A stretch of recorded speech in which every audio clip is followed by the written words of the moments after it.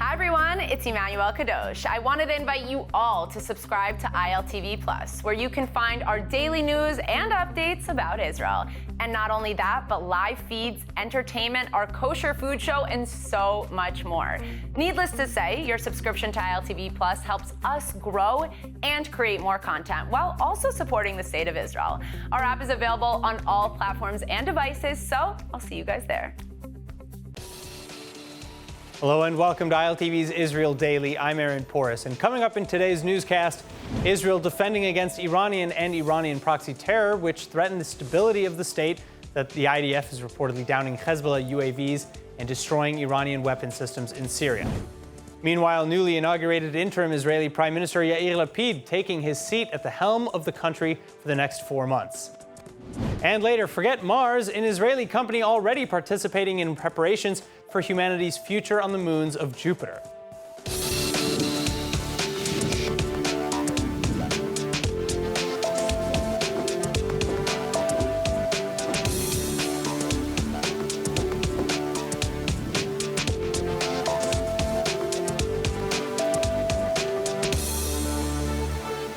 Cleared for publication, the IDF confirming the interception of 3 hostile UAVs as they flew into Israeli economic waters over the weekend. Israel reporting the downing of 3 unmanned drones coming in from Lebanon on Saturday, July 2nd. The UAVs identified by Israel's early detection systems and intercepted by an IAF fighter jet and an Israeli Navy missile ship. And this making for the first time in Israel's history that the IDF's air defense systems mounted on a naval ship had intercepted and downed incoming targets such as these.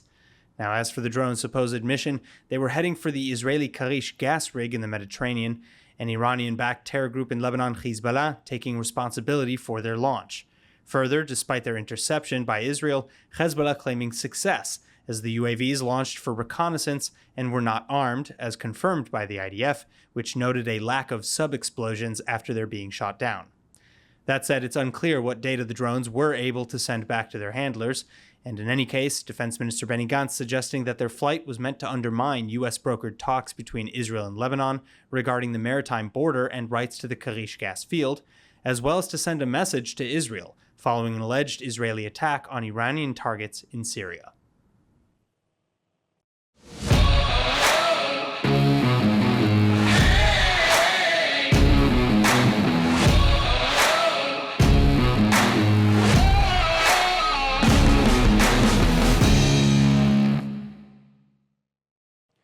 In related news, Syrian media pitting another strike on Israel following explosions near the port city of Tartus on Saturday.